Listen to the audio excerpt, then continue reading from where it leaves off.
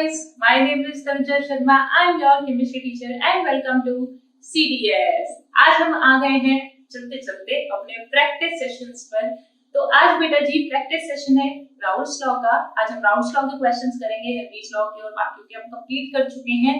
चलिए फटाफट से शुरू करते हैं। शुरू करने से पहले बेटा जी, if you are new to our channel then please subscribe to our channel and let's get started. देखिएगा बेटा जी, आज जो हम क्वेश्चंस करेंगे वो मैंने आपको ऑलरेडी बताया है कि जो क्वेश्चन होंगे वो क्या होंगे, मिक्स क्वेश्चंस होंगे और उसमें आपका हर एक टाइप का हर एक लेवल का सवाल कंप्लीट हो जाएगा। तो देखिएगा बच्चा, राउल्स लॉ का सबसे फर्स्ट क्वेश्चन हम ले रहे हैं। First question number first is benzene and toluene are forming nearly ideal solution. आपको पता है, आपको स्क्रीन बोर्ड पर नजर आ रहा होगा बेटा जी क्वेश्चन कि जो बेंजीन और टॉलीन है वो नियरली आइडियल सॉल्यूशन बनाते हैं। आपको पता है राउल्स लॉ में पॉजिटिव डेविएशन, नेगेटिव डेविएशन ये सवाल आपके सिलेबस में नहीं आएंगे। आपसे सिर्फ आइडियल लॉ के ही क्वेश्चंस पूछे जाएंगे, बिकॉज़ आइडियल लॉ ही जो है वो राउल्स लॉ, जो आइडियल सॉल्यूशंस होते हैं वही राउल्स लॉ को फॉलो कर पाते हैं। ठीक है, चलिए तो आगे उन्होंने कहा है at a certain temperature calculate the vapour pressure of the solution containing equal number of moles. यानी कि बेंजीन के और बेंजीन को मान लीजिए आप ए और बी सॉल्यूशन मान लीजिए दोनों को। ठीक है, यहाँ है आपका बेंजीन और यहाँ पर ये मैंने मान लिया है टॉलीन। ठीक है, अब आपको पता है बेटा जी कि उन दोनों का क्या बोला है, हाफ हाफ, आधा आधा मोल बोला है। यानी कि हाफ मोल इसका है और आधा मोल इसका है। आपको पता है टोटल मोल कितना होता है, 1 होता है। और इसने कहा है जो प्योर का है पी नॉट, ठीक है, पी नॉट इज 150 mmHg। और बेटा जी यहाँ पर जो पी नॉट है यानी कि टॉलीन का जो पी नॉट है दैट इज 55 mmHg। ओके, अब देखिएगा बच्चा, पी नॉट दोनों की गिवन, इसमें कंफ्यूज ना हो कि ये तो बी है मैंने ए ले लिया है। आपकी मर्जी है, आप बी और टी करके ले लीजिए। ठीक है, बट नोटेशंस में ए और बी हमेशा आसान रहता है। स्टार्टिंग वाले को ए ले लीजिए, बाद वाले को बी ले लीजिए, तो आपको परेशानी आगे नहीं आएगी। ठीक है, अब देखते हैं बेटा जी, उसने हमसे पूछा है कि टोटल वेपर प्रेशर क्या होगा। तो हम निकाल सकते हैं total vapour pressure. This is a very very simple question of Raoult's law कि अब जब आप टोटल निकालेंगे बेटा जी तो पीटी बराबर क्या होगा, पी नॉट का ये plus P naught of B का ये। ओके, अब देखिए बच्चा, ये कितना है 150, ये कितना हुआ half plus half multiply 55। Okay, चलिए आप या तो कर लीजिए कि आप इसको आधे को बाहर ले लो बेटा जी, जिससे कैलकुलेशन आसान होगी, वरना आपको 2 बार तो आधा करना पड़ेगा, 2 बार तो आपको डिवाइड करना पड़ेगा, फिर आपको ऐड करना पड़ेगा। तो इससे अच्छा है कि आप आधा जो कॉमन आ रहा है उसको कॉमन ले लीजिए और इन दोनों को जब आप ऐड करेंगे तो 150 प्लस 50 कितना 200 और 200 में 5 और ऐड कर दीजिए तो कितना आ गया 205, यानी कि 205। अब इसका क्या करना है बेटा जी, हाफ। तो यानी कि 205 का आधा करेंगे, 100 का आधा कितना, 200 का आधा कितना 100 और 5 का आधा कितना 2.5, यानी कि 102.5 mmHg। बेटा जी आपकी मर्जी है कि आप बिल्कुल मतलब डिवाइड देके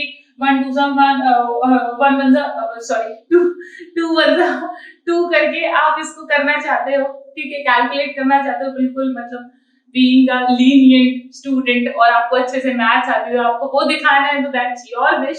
बट अगर आपको कंपटीशन में बहुत अच्छा करना है, आपको कैलकुलेशन बहुत फास्ट करनी है, तो ये आधा एक जैसे मैं आपको बता रही हूँ ना, ऐसे कैलकुलेशंस की आदत डालोगे बेटा तो धीरे धीरे बनेगी, एकदम से नहीं आता।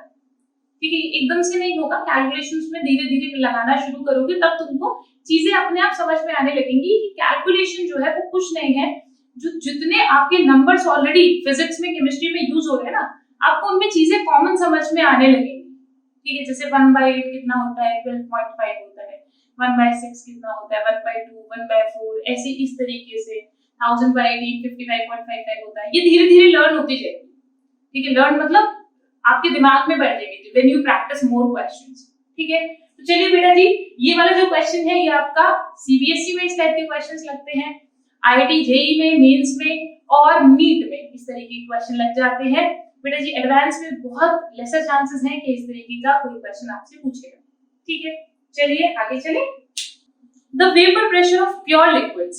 अब यहाँ पर दो लिक्विड्स हैं बेटा जी, एक लिक्विड है ए और दूसरा लिक्विड है बी, और ये मार्कर है खराब, तो हम ले लें नया marker a and b, a and b. I hope आपने राउल्स लॉ का इससे पहले वाला लेक्चर देखा होगा, अदरवाइज ये वाला क्वेश्चन ना is going to be difficult for you. ठीक है, बिकॉज इसमें डाल्टन्स लॉ भी लगेगा और राउल्स लॉ भी लगेगा, दोनों चीजें लगेंगी। तो अगर बेसिक क्लियर नहीं है बच्चा तो पहले वाला लेक्चर देख लेना, तभी ये क्वेश्चन हो पाएगा। And this question is very very good.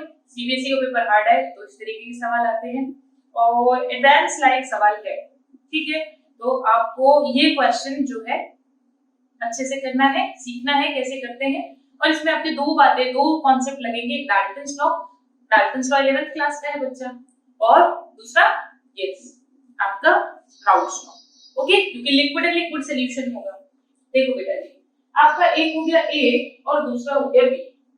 जो ए है उसका उसने कहा है वेपर प्रेशर यानी प्योर का गिवन है, तो प्योर का कितना है, ये 450 mmHg गिवन है, और ये कितना है बच्चा 700 mmHg है। ओके, 350 केल्विन टेम्परेचर है। Find out the composition of the liquid mixtures if total vapour pressure is 600 mmHg, यानी कि टोटल वेपर प्रेशर अगर Pt जो है वो 600 होता है, तो बताइए कि इसका जो कंपोजिशन है वेपर फेज में क्या होगा। तो यानी कि आपको लिक्विड फेज, वेपर फेज सभी का कंपोजिशन बेटा जी आपको निकालना पड़ेगा। अब देखिएगा बच्चा, क्योंकि आपने फिर पिछले लेक्चर में आपको ऑलरेडी मैं समझा चुकी हूँ, जब मैं काई भी बोलूंगी इसका मतलब मैं किसमें बात कर रही हूँ, mole fractions in the liquid phase. When I say YA, then that means I am talking about the mole fraction in the vapor phase. ठीक है, काई भी लिक्विड फेज में, YA वेपर फेज में। ठीक है, दैट अब देखिए बच्चा समझिएगा, उसने कहा P टोटल, Pt जो है वो मेरा 600 है, 600। ओके, तो सबसे पहले मैं नॉर्मल राउल्स लॉ लगा देती हूँ।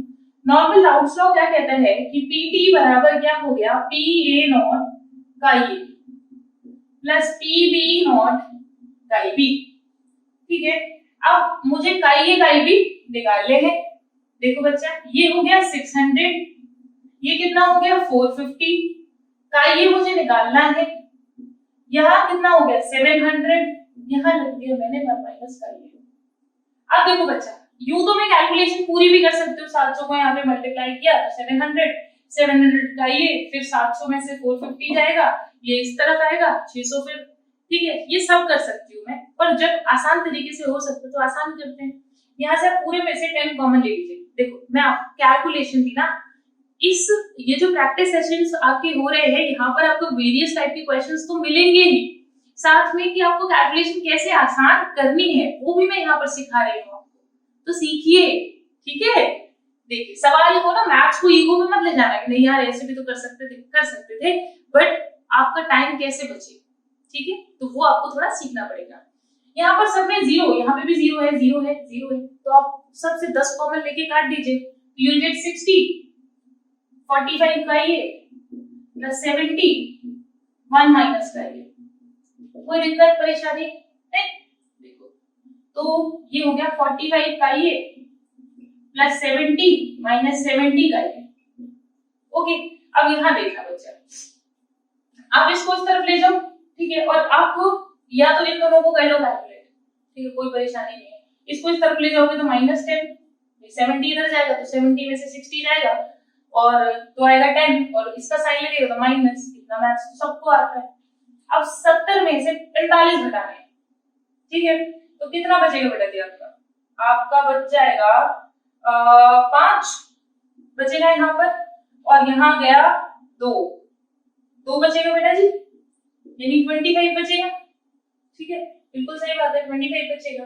अब यहाँ देखिएगा बेटा जी 25 और माइनस का बचेगा, तो माइनस से माइनस कट गया, तो काई बराबर कितना हो गया 10/25। सही लिखा है मैंने, कहीं गलत तो नहीं है? सही है, ठीक है, 10/25।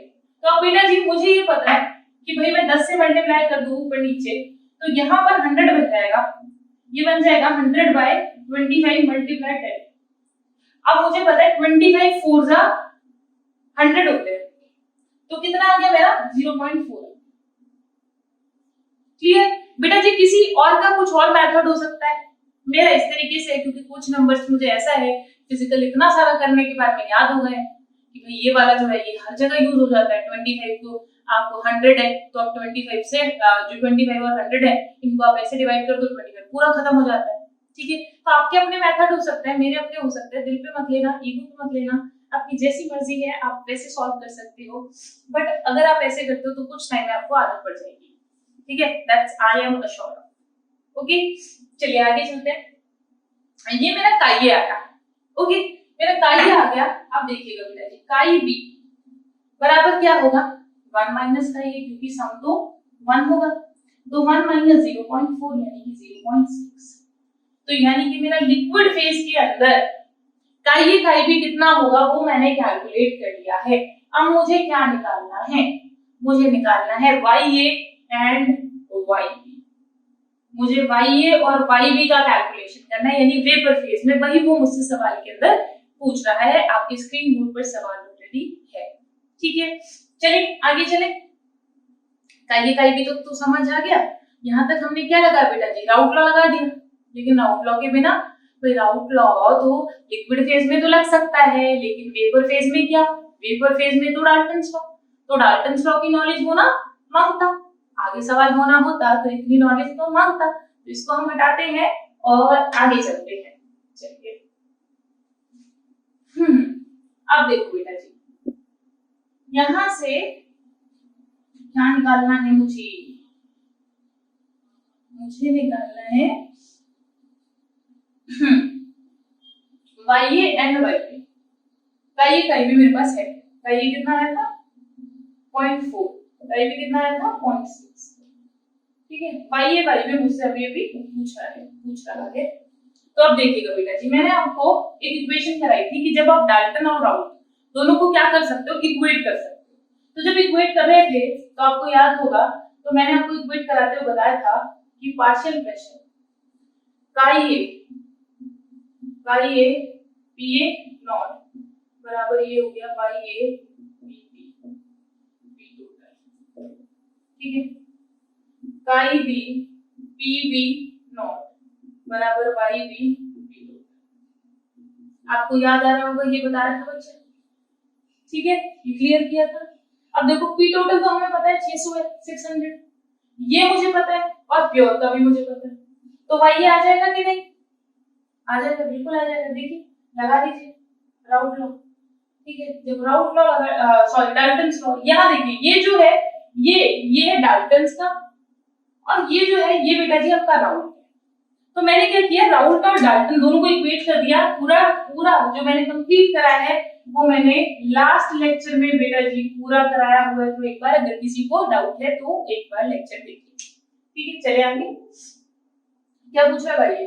तो YA बराबर क्या लिख दूं? काई ए PA नॉट डिवाइडेड बाय काई ए PA not divided by P total.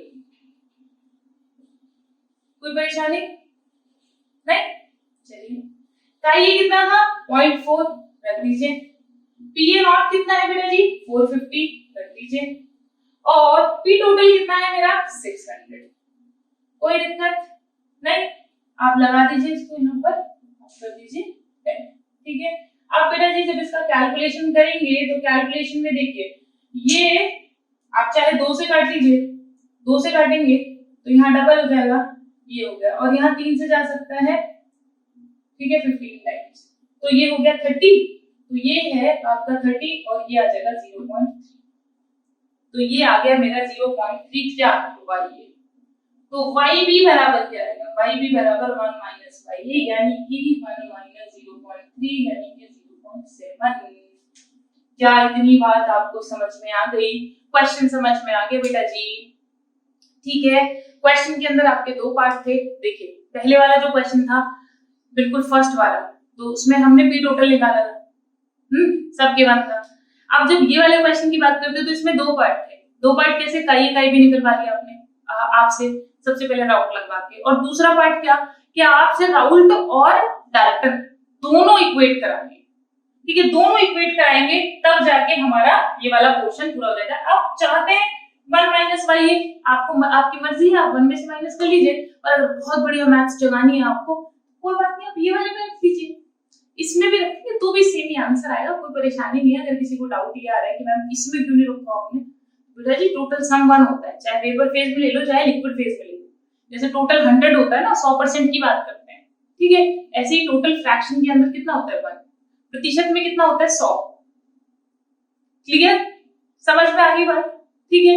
चलो आगे चलते हैं बेटा जी, ये हमारा हो गया सेकंड क्वेश्चन। इस टाइप में दो आपके टाइप मिक्स थे। अब नेक्स्ट क्वेश्चन लेते हैं, हमारे स्क्रीन बोर्ड पर नेक्स्ट क्वेश्चन आ चुका है, देखिए नेक्स्ट क्वेश्चन है बेटा जी, ये क्वेश्चन भी थोड़ा डिफरेंट टाइप का, इससे कर लेते हैं इसको। बेटा जी, if you like our channel तो प्लीज आप अपने दोस्तों के साथ भी इसको शेयर करिएगा, इससे हमें मोटिवेशन मिलता है और बेहतर काम करने का। और अगर आपको लगता है चैनल में कुछ भी, आपको कोई भी मतलब कुछ भी फीडबैक देना है तो please tell us in the comment section. Okay, thank you. चलिए क्वेश्चन देखते हैं बच्चा।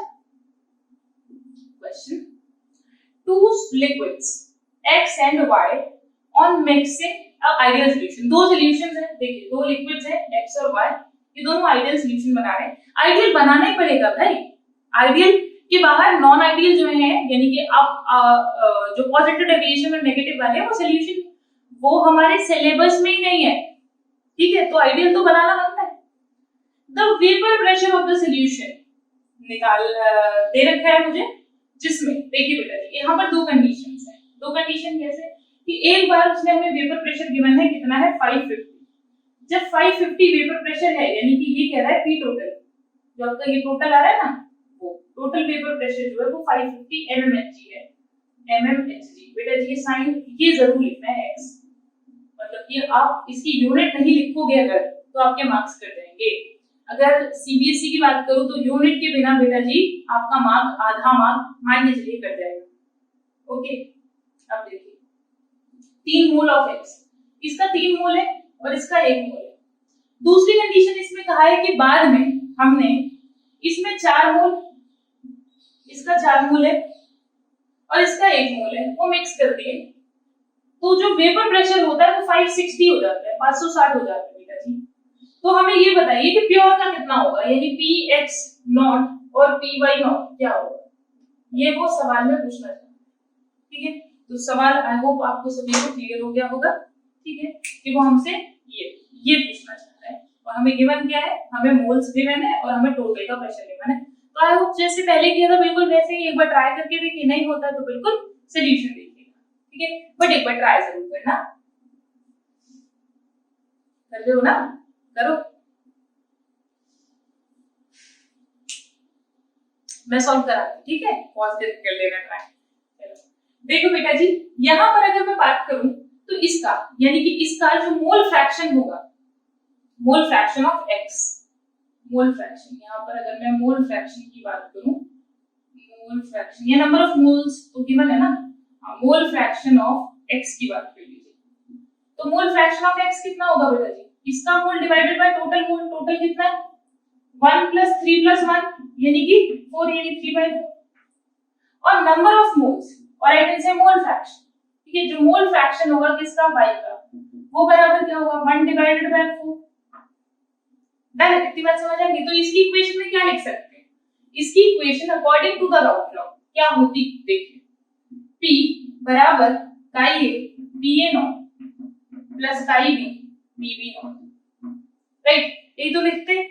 अब देखिएगा ये प्रेशर कितना हो गया 550, ये कितना हो गया 3/4। बेटा कैलकुलेट बिल्कुल मत करना, कैलकुलेट नहीं कर लोगे 1/4 0.25 होता है, ये 0.75 होता है, यही कैलकुलेट कर लोगे तो फंस जाओगे सवाल में, ठीक है, कैलकुलेशन डिफिकल्ट हो जाएगी, ये चीजें समझनी है वाला प्रैक्टिस।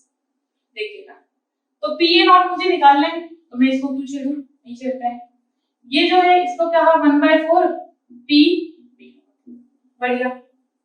अब आप देखो 1/4 कॉमन लेके 4 को इधर ले जा सकते हो, जीवन आसान हो गया, मैथ्स आसान हो गई, बिल्कुल हो गई। चलिए, यानी ये मेरी बन गई इक्वेशन 1। ये इक्वेशन 1 कहां से आई? ये इक्वेशन 1 आ गई इस वाले टर्म से, ये जो पूरा मुझे गिवन था। अब जो सेकंड वाला है, इससे भी मैं इक्वेशन बना सकती हूँ बेटा जी। अब इससे इक्वेशन जब मैं बनाऊंगी, मैं ये हटा रही हूं ऊपर का, देखना ये हटा रही नीचे। अब देखो, जब इससे इक्वेशन बनेगी तो क्या होगा? अब देखिएगा बच्चे, इसके 4 मोल है, इसका 1 मोल है, यानी इसका मोल फ्रैक्शन कितना आएगा? इसका मोल फ्रैक्शन आएगा 4/5 और इसका मोल फ्रैक्शन कितना आएगा बेटा जी? 1/5। बताओ क्लियर? अब देखो इसका कितना बनेगा? 560 equal to 4/5 PA0 plus 1/5 PB0। बनेगा कि नहीं बनेगा? ये इक्वेशन 2 हो गई बच्चे। अब यहाँ देखो थोड़ी डिफिकल्टी लग रही है, ये पार्ट जो कॉमन आ रहा है 1/5, इसको इधर ले जाओ। जब इसको इधर ले जाओगे तो वहां से हटा दूं, ठीक है। अब इन दोनों को सॉल्व कर सकते हो बच्चा। देखो इक्वेशन 1 इक्वेशन 2 कुछ नहीं करना, ये वाली इक्वेशन बड़ी है बच्चा, ये बड़ी है, तो 2 में से 1 को माइनस कर दो। जब आप 2 में से 1 को माइनस करोगे तो बेटा जी आपका पीबी से पीबी तो पूरा कट जाएगा, यहां से आएगा पीए, और ये जो होगा ये होगा 56 मल्टीप्लाई 5, 56 मल्टीप्लाई 5 तो 5 30, 3 25, 25 3 28, ठीक है। तो ये हो गया आपका 2800, और ये कितना हो गया? 5 और 20, 20 22 22, ठीक है। यानी कि आप जब इसमें से इसे माइनस करेंगे बेटा जी, चाहते तो मैं लिखकर दिखा देती हूँ, बट आई होप इतना क्लियर होगा। हम 9th 10th में पढ़ते रह चुके हैं बेटा जी। नीट वाले बच्चों को अगर थोड़ी भी परेशानी हो, उनको लगे कि नहीं मैम मैथ्स पूरा सॉल्व करके दिखाइए, तो प्लीज मुझे कमेंट सेक्शन में बता देना, ठीक है। कोई परेशानी नहीं है, क्लास में बच्चे पूछा करते थे, नीट के बच्चों को मैथ्स में प्रॉब्लम होती है, ठीक है, दैट्स वेरी यूजुअल।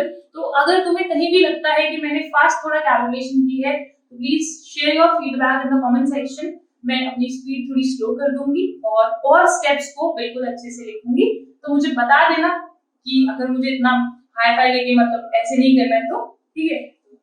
जो ऑलरेडी पता होगा तभी करूंगी ना बच्चा।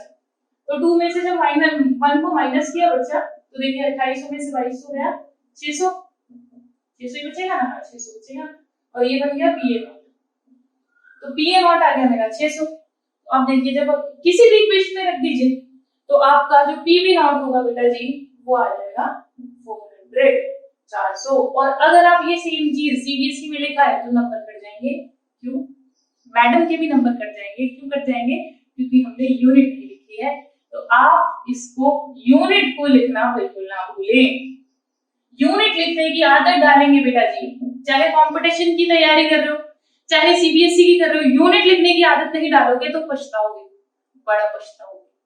क्यों?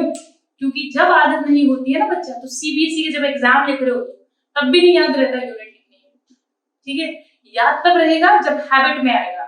और एक चीज और बता दूं बच्चा, जब आप यूनिट लिखने की आदत डालोगे ना, तो आपको खुद से पता चलेगा। कई बार जो कंपटीशन के पेपर्स होते हैं उनमें फंसाने के लिए जानबूझकर यूनिट डिफरेंट दे देते हैं।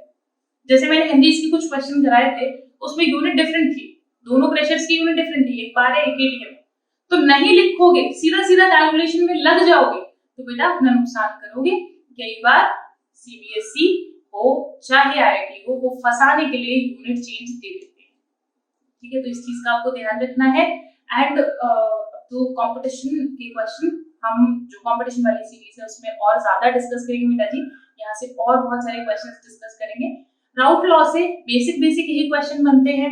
आपसे जो पूछेगा वो पॉजिटिव नेगेटिव डेविएशंस के एग्जांपल्स पूछेगा। मैंने ऑलरेडी बताया है आपको उनका तरीका कि आप कैसे याद कर रख सकते हो पॉजिटिव और नेगेटिव को और न्यूट्रल्स को, ठीक है। तो वो आपसे पूछेगा, ठीक है। तो राउट लॉ से आपके इस तरीके के सवाल कंप्लीट होते हैं। ज्यादा से ज्यादा एक क्वेश्चन और आता है बेटा जी कि जिसमें आपको मान लीजिए ये इक्वेशन गिवन होती है और आपको सिर्फ इक्वेशन को इक्वेट करके आपको उसका आंसर निकालना होता है। वो मैं आपको असाइनमेंट में क्वेश्चन शेयर कर दूंगी। कोई डाउट हो तो पूछ लीजिएगा और अपने दोस्तों के साथ चैनल शेयर करिएगा। तो अब मैं मिलूंगी आपसे अगले लेक्चर में। तब तक के लिए पढ़ते रहिए, आगे बढ़ते रहिए और बहुत सारा खुश रहिए। बाय।